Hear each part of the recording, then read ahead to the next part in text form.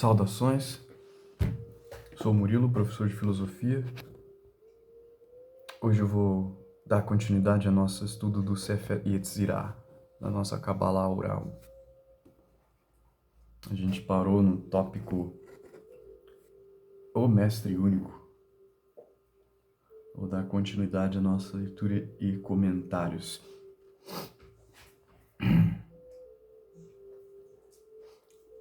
O subtítulo anterior, o tema anterior,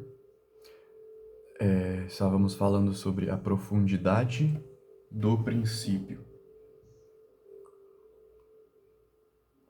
Estávamos falando da conexão que há entre o fim e o princípio, o início e o fim. Agora a gente vai falar sobre Mestre Único, o Mestre Único. Também pode ser lido como o Mestre Único, e uma expressão similar é encontrada abaixo. Depois de descrever o contínuo pentadimensional definido pelas Sefirot, o Sefer Yetzirah se refere especialmente a Deus como Mestre Único. Então nós temos um conceito no Sefer Yetzirah de mestre, e ele associa esse conceito de mestre a Deus. Então ele se refere a Deus sendo o Mestre Único, ou seja, não há outro mestre, a não ser o próprio Deus. A palavra hebraica para único aqui é Yeridá, indicando uma completa e absoluta unidade. Então, esse mestre único no qual o Sefer Yetzirah se refere, se trata de uma unidade absoluta. Essa unidade absoluta, ela se refere ao que nós estamos acostumados a compreender como caos.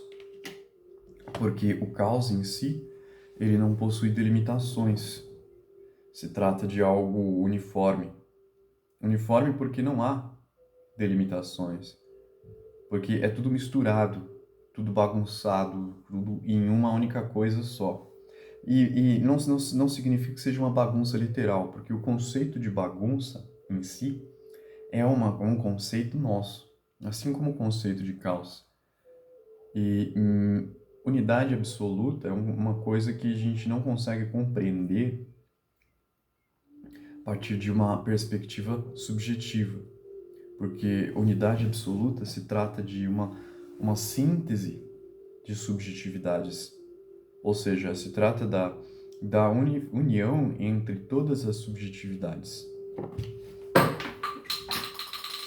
A unidade de Deus é absoluta. Ela não é como uma pessoa que consiste de muitas partes. Ela não é nem como o mais simples dos objetos físicos, desde que, inclusive, tal objeto tenha 3 dimensões. Dizer que Deus está limitado por dimensões introduziria em si mesmo um elemento de pluralidade em sua essência. E isto está excluído. Então nós temos aí dizendo que Deus, ele não tem partes, ele não está dividido em partes. A unidade absoluta, ela não está dividida em partes. Ela não está separada em fragmentos. Essas separações de fragmentos que se relacionam entre si é o que a gente vai perceber em uma realidade relativa, em um aspecto de relatividade da realidade. Quando falamos então de unidade absoluta, então nós temos como uma pirâmide que sintetiza em seu topo as subjetividades da sua base. Então, acima dessa pirâmide, nós vamos ter algo sem limitações, algo sem separações. Esse sem separações é o que se diferencia de todos os objetos físicos, porque tudo que é físico é movimento, e esse movimento se trata de relações referenciais entre si. Então, são diferentes fragmentos, diferentes objetos que se relacionam entre si. E essa relação é que compõe a relatividade das coisas nessa realidade subjetiva. Já a unidade absoluta, todas essas relações, elas não precisam existir, porque todos os objetos eles estão permeados entre si. eles estão sintetizados entre si. E isso tem a ver com o que a física atualmente vem compreendendo como singularidade, como aquilo que há dentro dos buracos negros, que faz a síntese de toda a energia da matéria em um ponto, formando uma espécie de portal para o infinito. E é exatamente este além, que está além do físico, é onde se encontra a unidade absoluta. Então, quando nós estamos falando de plano quântico, ou plano microscópico, ou realidade de ondas, nós estamos falando de uma realidade de unidade absoluta, porque todas as coisas estão unidas em uma coisa só. Assim como a água, sabe? Então, a água, ela não está dividida em átomos.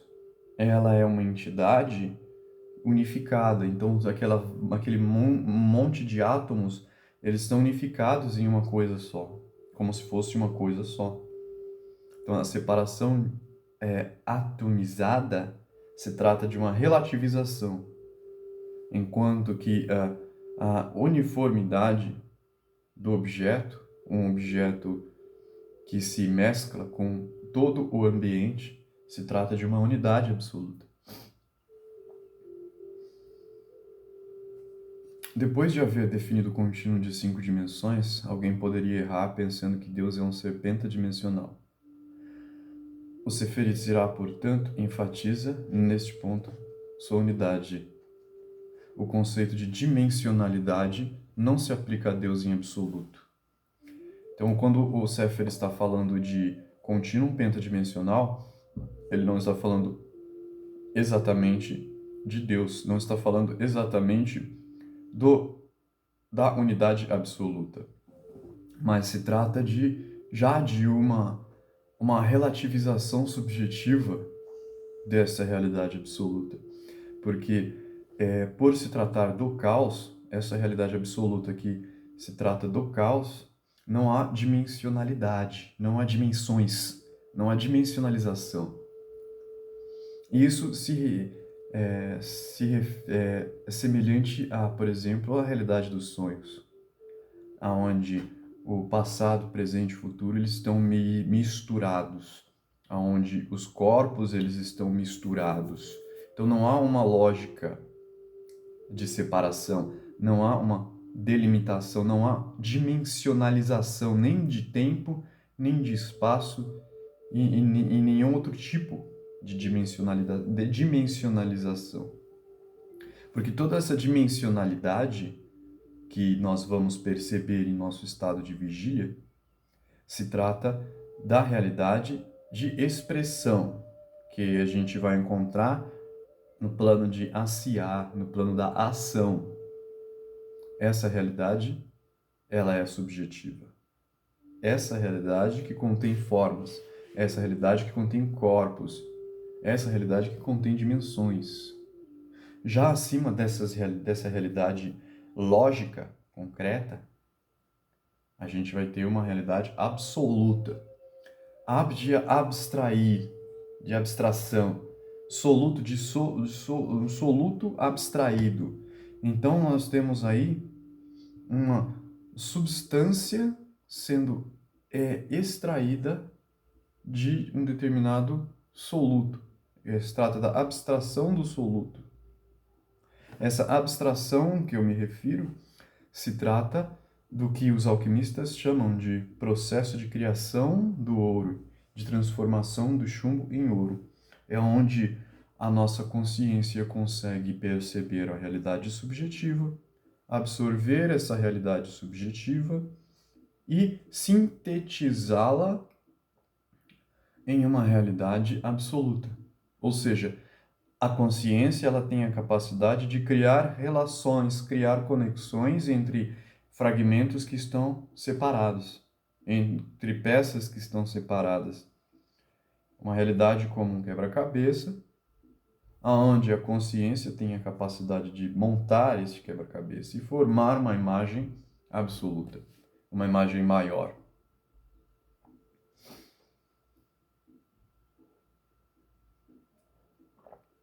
Deus, Rei fiel. Então nós temos aí duas características desta unidade absoluta, que é o rei e o fiel. Então nós temos uma unidade absoluta que é mestre única, como rei fiel. Então não se trata de um rei que trai, não se trata de um rei injusto, se trata de um rei fiel, justo.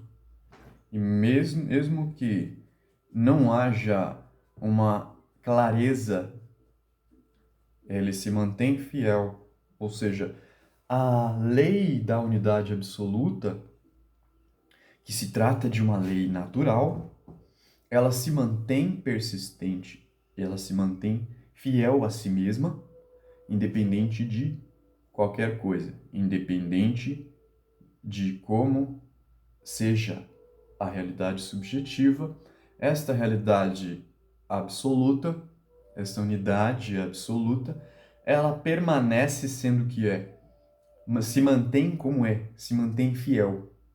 Ela é imutável. E é por isso que ela se encontra em um estado de abstração da realidade subjetiva. Porque se ela se misturasse com a realidade subjetiva de forma total, a própria realidade subjetiva se diluiria, dissolveria dentro da unidade absoluta e tudo voltaria a ser absoluto. Tudo voltaria a ser uma unidade absoluta.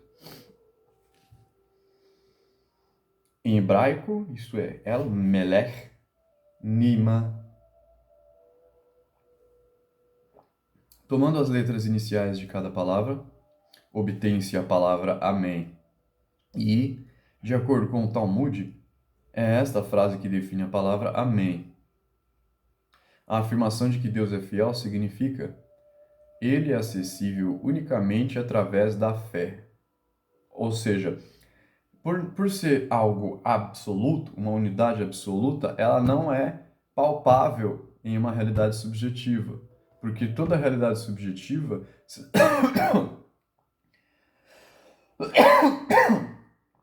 toda realidade subjetiva, ela será como que fragmentos desta unidade absoluta.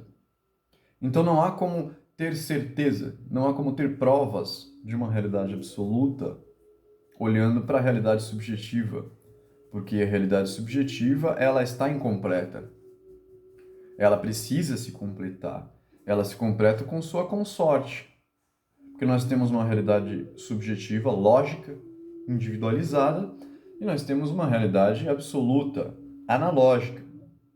E o que conecta essas duas realidades é exatamente a consciência, que percebe ambos, percebe tanto o absoluto quanto o subjetivo.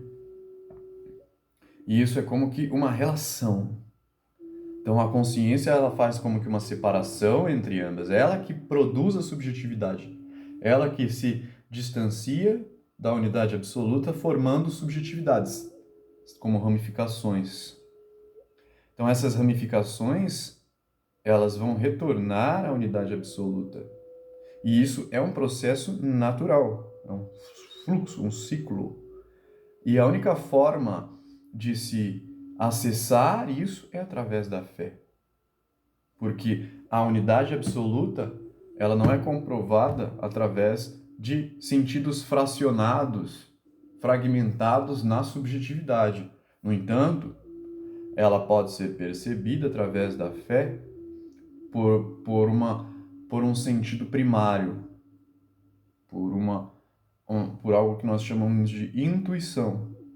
A intuição que não recebe a informação fracionada em sentidos, em 5 sentidos, mas recebe isso unificado. Então nós temos a consciência como prisma, nós temos a luz do absoluto, que é unificada, e do outro lado nós temos as 7 cores da subjetividade. O intelecto humano só pode captar conceitos dentro do contínuo de 5 dimensões de espaço, tempo e espírito. Deus, o ser infinito, entretanto, está além disso. Ele pode relacionar-se com o universo como rei, mas ele em si mesmo está acima da nossa capacidade de compreensão mental.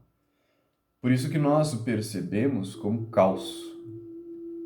Essa unidade absoluta não se trata de Jesus, não se trata de uma forma, não se trata de uma entidade, mas se trata de algo indefinível, algo incompreensível à nossa capacidade limitada humana. E é por isso que nós percebemos esta realidade absoluta como caos. E é por isso que nós a tememos, fugimos dela, a recalcamos. Nós tentamos ocultar o máximo possível essa realidade absoluta, essa unidade absoluta. Porque o fato de ir além da nossa compreensão é o que dissolve a subjetividade. E a nossa subjetividade é como que o alicerce da personalidade. Então, quando a unidade absoluta penetra uma psicosfera, ela dissolve a subjetividade, dissolve a personalidade, ela mata. Ela mata porque ela recupera a substância que havia sido empregada na formação daquela personalidade. Então, por exemplo, tenho Jesus Cristo como uma personalidade antropomorfizada, humana, em uma psicosfera, como um ídolo, como uma imagem de Deus.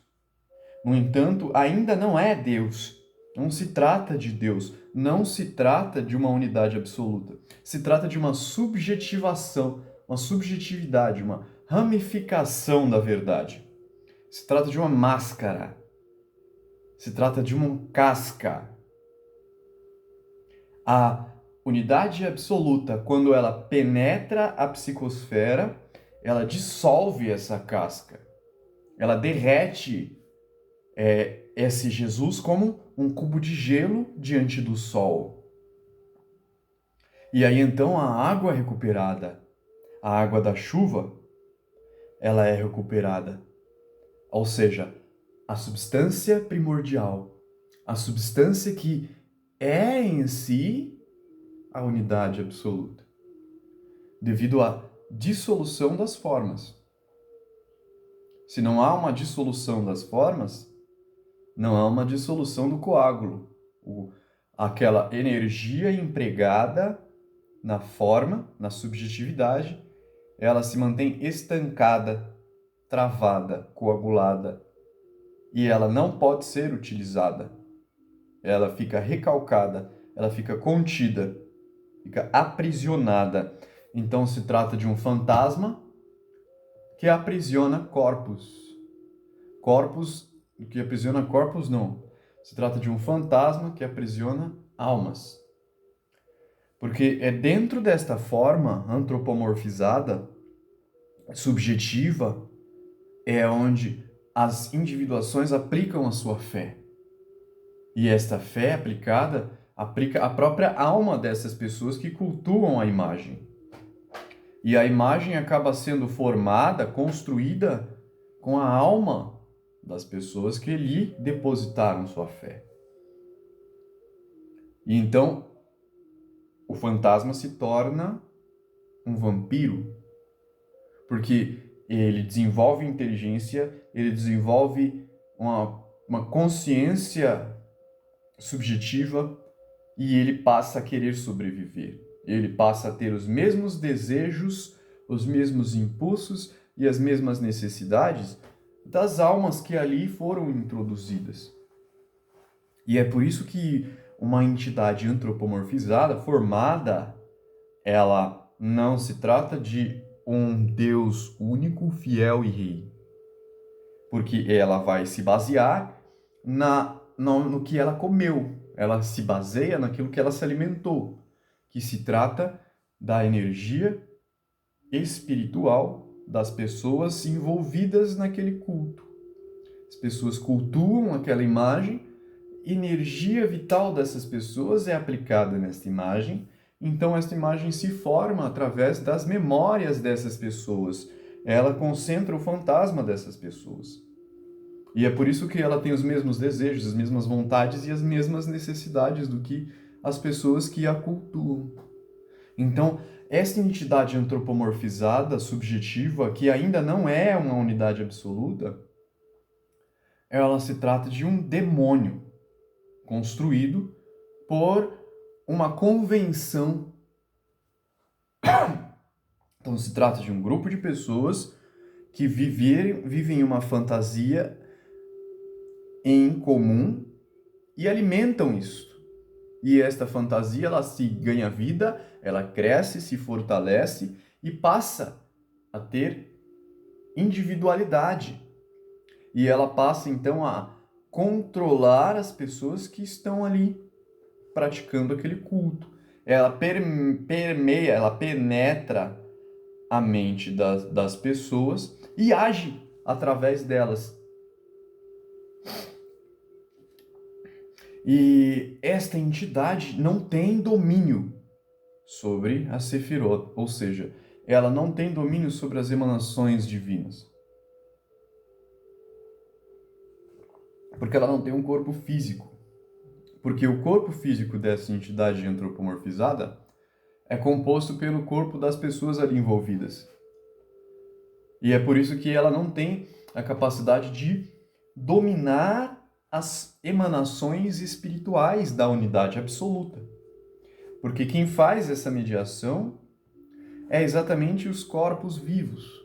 E é por isso que essas entidades, elas necessitam dos corpos vivos para conseguir manipular a realidade. É como uma hipnose que ela precisa que o hipnotizado aceite a influência. É preciso que ele permita que a influência lhe penetre a alma, ele controle. Então as pessoas elas acabam se entregando de livre e espontânea vontade às entidades antropomorfizadas. E elas acabam sendo controladas por elas e perdendo a sua conexão direta com essa unidade absoluta, com o caos. Ela perde o eixo da roda. E é aí que ela se ilude com a individuação. Ela se ilude com a individualidade, se ilude com a ilusão da separação, com a ilusão de impulsos fragmentados, com desejos fragmentados, com uma vontade fragmentada. E é por isso que o próximo tópico diz, domina todas elas. Ou seja, a unidade absoluta é a única coisa, o único mestre que é capaz de dominar todas elas. Dominar todas as emanações espirituais, ou seja, dominar a chuva de Rockman, dominar a chuva de energia, a radiação que alimenta a realidade, a radiação que alimenta a vida.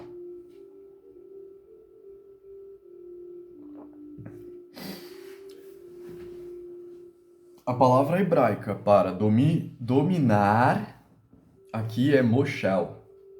Existem dois sinônimos que indicam dominância, melech e moshel. Melech é um rei que interage com seus súditos e que é, portanto, afetado por eles. Por outra parte, um moshel é um tirano e ditador que governa, mas não é influenciado de nenhum modo por seus subordinados. Então veja bem, falamos aqui de dois tipos de rei, que se trata exatamente do rei antropomorfizado, formado em um plano coagulado, e de um rei absoluto, de uma unidade absoluta, que não está coagulada. Então, esse rei coagulado, por exemplo, Jesus Cristo, se trata de um rei que ele tanto influencia as pessoas, quanto ele é influenciado. Como eu disse, essas entidades, elas recebem a energia vital dos vivos, ela recebe o desejo dos vivos, a vontade dos vivos, a necessidade dos vivos. Por isso que ela absorve vícios e virtudes dos vivos. Então ela está sendo influenciada. Ela está sendo influenciada pelas pessoas. Já ao mesmo tempo em que ela é influenciada, ela também influencia, porque ela serve como um ponto de concentração, onde todo mundo despeja energia ali e isso se é devolvido para as pessoas. Então, ao mesmo tempo em que elas emanam energia para esse centro gravitacional coagulado, este centro gravitacional como um totem, ele vai emanar essa energia de volta, de forma administrada, de forma sintetizada, devolvendo para as pessoas tudo aquilo que elas aplicaram naquele totem. Ou seja, é um rei que influencia e um rei que é influenciado. Então se trata de uma entidade astral. Já o rei, que aqui é chamado de ditador, ele não é influenciado. Se trata de uma unidade absoluta, imutável, eterna, perpétua. Ela é virginal. Essa realidade virginal, essa unidade absoluta, não pode ser influenciada. Porque ela é como que uma forma para todo o resto. Ela é o molde, ela é o modelo para todo o resto. Esse modelo é o próprio caos, é a própria origem da realidade. É onde tudo se espelha. E é por isso que ela não pode ser influenciada. O mistério insondável, o indefinido, o inominável.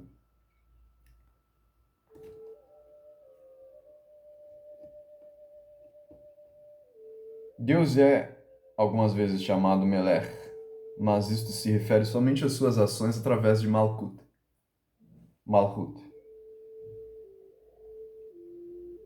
Malkut é a mais baixa da Sefirot. O Ser infinito, entretanto, é realmente um Moshel, um governador absoluto que não é afetado de nenhuma forma por sua criação. A Escritura diz então: se fores justo, o que darás a ele? E o que receberá da tua mão? Isso é particularmente verdadeiro na relação de Deus com a Sefirot. Ele não é de nenhum modo afetado ou definido por elas.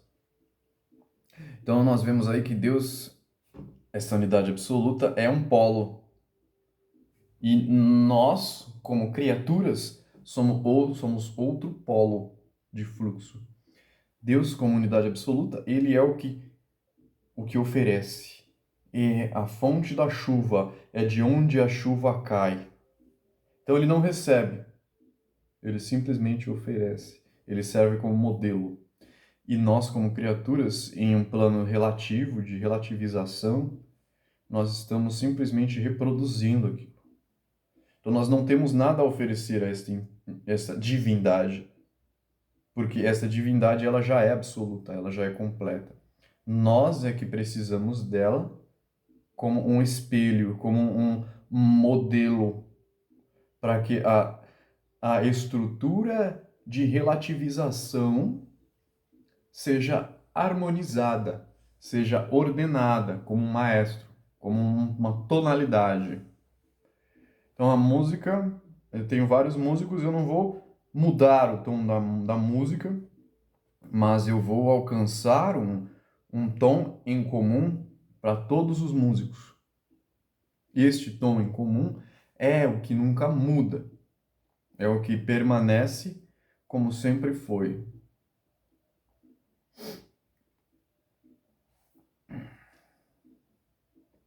Desde sua santa habitação.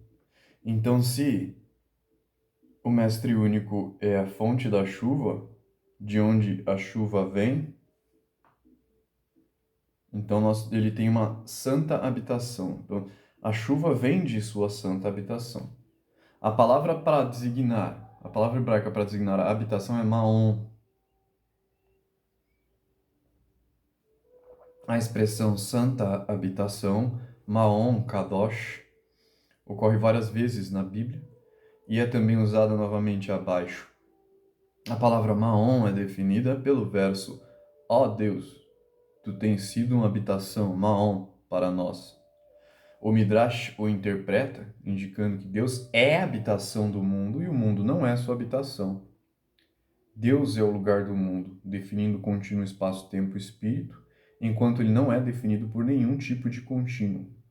O contínuo está contido em Deus, por assim dizer, e ele não está contido no contínuo. Então nós temos aqui dizendo que a própria unidade absoluta, essa própria divindade, se trata da sua habitação. Ela é a própria habitação. Então ela não está em um lugar. Percebe? Esta unidade absoluta, ela não se encontra em um lugar, porque ela é o próprio lugar. Então toda a nossa realidade subjetiva, a nossa realidade sensorial, nossa realidade física, relativa, tudo isso está contido dentro desta unidade absoluta. Esta unidade absoluta se trata da habitação de todo o cosmos. Então tudo aquilo que for relativo, subjetivo, estará contido dentro desta substância absoluta, dentro do caos. A palavra Maom é definida pelo verso, o Midrash interpreta indicando que Deus é habitação. Então, o contínuo tempo e espaço, todo o tempo, todo o círculo do tempo e espaço, ele está contido dentro desta realidade absoluta. Então, nós temos nossa individuação, nossa subjetivação como um período de tempo. Esse período de tempo ele tem um início e um fim. Só que esse início e um fim, eles são contidos dentro de algo infinito. Nós temos a impressão da linha temporal ser limitada, de nós termos nascido em um ponto, de estarmos nos desenvolvendo e de que no futuro encontraremos um fim, a morte. No entanto, este início ele se conecta ao fim, assim como nas aulas anteriores. E este início e fim é como um círculo. Então nós temos um círculo como a primeira dimensionalização do espaço, do tempo e espaço, onde nós temos dentro do círculo aquilo que está limitado, aquilo que está contido, aquilo que está fracionado. E fora do círculo, ao redor do círculo, nós temos o ilimitado, o infinito. Então nós temos aí duas dimensões. Um círculo como um plano, ele separa duas dimensões, uma limitada e uma ilimitada. É aí que nós podemos compreender o conceito de sua habitação, porque o infinito além do círculo se trata do absoluto, se trata de uma unidade absoluta. E ela se trata da habitação do próprio círculo. Este círculo que a nossa consciência percebe como roda de Sansara, como a roda das encarnações.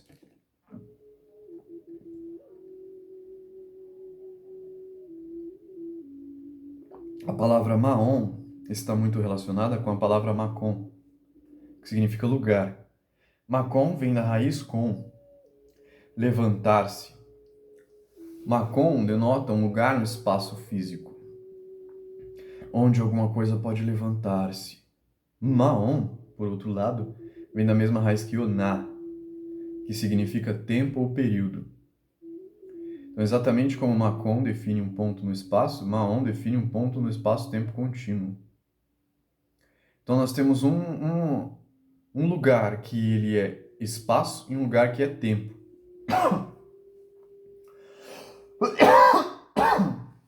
Assim como as duas dimensões do círculo. Temos duas dimensões. E elas, por serem relativas em si, como uma cruz, então elas formam uma linha espacial e uma linha temporal. Ao mesmo tempo em que uma se move, a outra se move de forma relativa. Então, quando o Sefer Yetzirah diz que Deus domina Sefirot, desde seu santo Maom, o texto está indicando que ele é o lugar, a habitação do contínuo pentadimensional. Ele está falando que ele é a origem, a fonte. Por isso ele é capaz de dominar a Sefirot.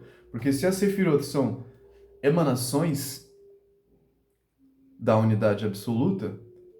Então, esta unidade absoluta que contém o domínio sobre todas as emanações.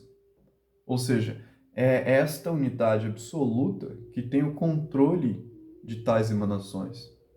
Emanações que elas se ordenam e se organizam de forma relativa na árvore da vida. Ou elas se bagunçam e se cautizam, impedindo a manifestação desta unidade. Então, a unidade, em vez dela se construir e se desenvolver através de suas subjetividades, ela se autodestrói e não consegue se desenvolver. Ou seja, ela não consegue se manifestar. Isso porque aquilo que impede a sua manifestação é ela própria, devido à sua contradição. Então, quando há contradição, se trata de um jogo dialético entre dois aspectos da mesma coisa, dois aspectos da mesma realidade em oposição. O que está presente em uma perspectiva subjetiva, mas que aquilo que parecia uma contradição se trata, na realidade, de uma relação específica, que se trata de uma relação contraditória. E é esta relação que faz o absoluto. É uma relação de opostos, assim como o símbolo que a gente tem do hexagrama, onde tem um triângulo para cima e um triângulo para baixo. Ou seja, são duas realidades opostas, duas forças opostas em simetria.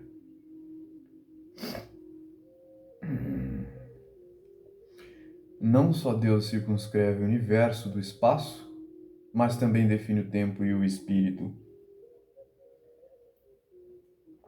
Essa unidade absoluta, ela é responsável pela circunscrição de tempo e espaço, que faz a separação entre criatura e criador.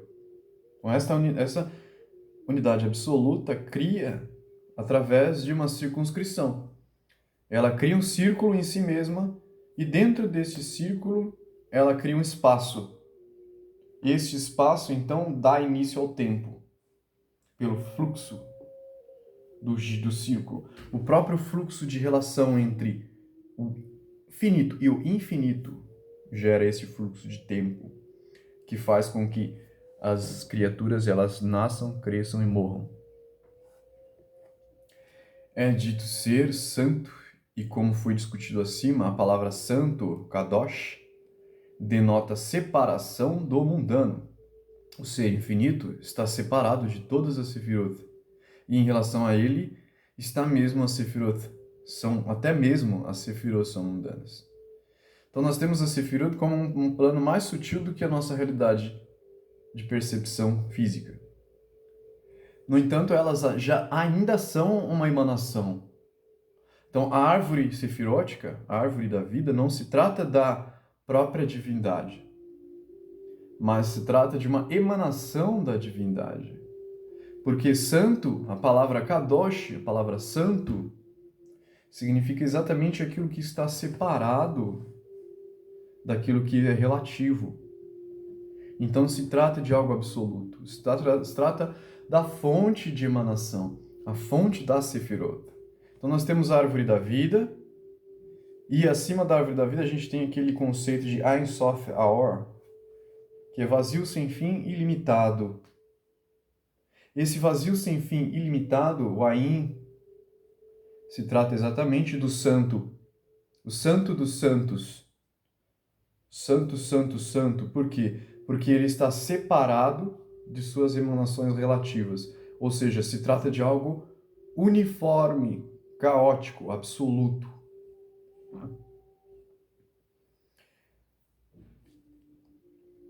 Há até a eternidade das eternidades.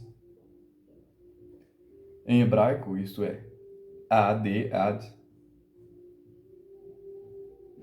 E essa expressão ocorre numerosas vezes na Bíblia. Existem dois sinônimos que denotam eternidade. O primeiro é Leolam, traduzido geralmente como para sempre. que indica o ponto final do contínuo temporal. Frequentemente emprega-se a expressão Leolam Vaed, que significa para sempre e eternidade.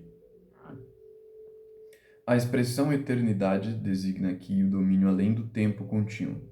Como eu disse, é a realidade além do círculo, além da circunscrição,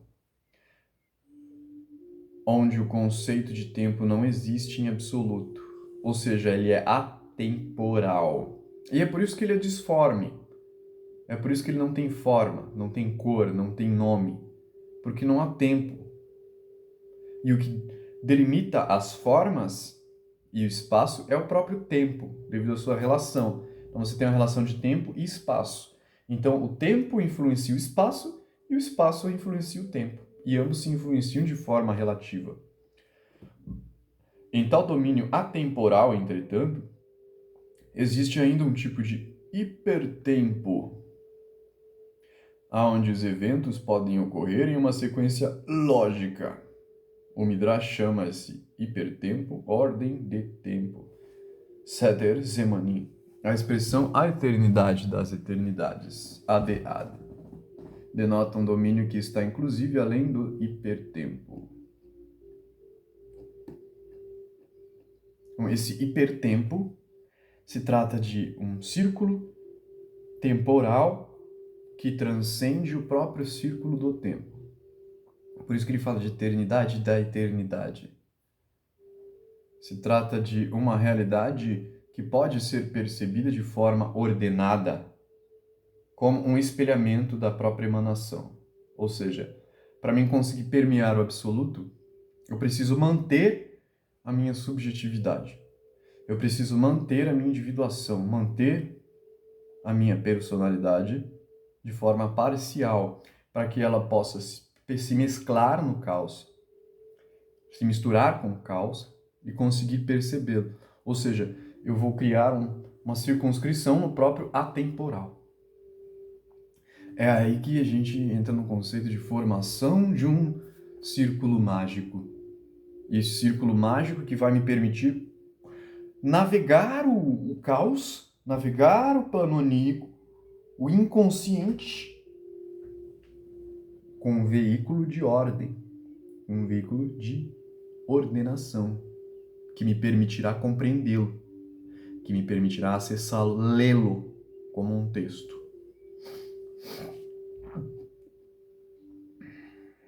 Agora eu vou parar por aqui. Isso aqui eu dei uma resumida em pontos anteriores, que eu já havia falado anteriormente, mas que para a gente voltar aqui e dar continuidade, a gente precisa dar atenção a esses conceitos de limitado e ilimitado, de absoluto e relativo. A gente precisa refletir bem sobre isso para a gente continuar compreendendo o Sefer Yetzirah devido à sua dificuldade. Porque Yetzirah, quando falamos de Yetzirah, estamos falando de um plano de formação, estamos falando de um plano astral, estamos falando de um plano onírico, então não há uma lógica definida ali. No entanto, nós podemos criar esta lógica, nós podemos nos moldar conforme esta lógica, esta analógica, ou seja, nós podemos nos potencializar em um estado de incerteza, é o que chamam de incerteza quântica, que permite à consciência permear o mar da incerteza, permear o caos. E é exatamente com essa habilidade de permeação do caos que a gente vai conseguir compreender o Sefer Yetzirah, que a gente vai conseguir compreender como navegar este caos. E o próximo tema da próxima aula que nós vamos falar se trata do Mestre Único. Por que Mestre Único? Por que o Mestre é único? Então eu revisei o anterior, aulas anteriores, explicando o que é esse mestre único, o que é esta realidade absoluta, esta unidade absoluta. Na próxima aula nós vamos falar sobre o porquê este mestre é único, por que esta realidade é única, por que unidade e por que não uma subversão desta unidade, por que não uma individuação, por que não algo separado, por que Deus não é uma entidade, por que Deus não é um corpo, por que Deus não é uma subjetividade, por que Jesus não é Deus? É aí que a gente vai entender. Porque o mestre é único e não uma subjetividade como Jesus. Valeu, galera, pela atenção, quem assistiu até aqui. Quem tiver condições e tiver vontade pode fazer uma contribuição no Pix que está descrito aí abaixo. E espero que continuem ouvindo ou continuem dando atenção ao nosso canal. Até mais, galera. Valeu!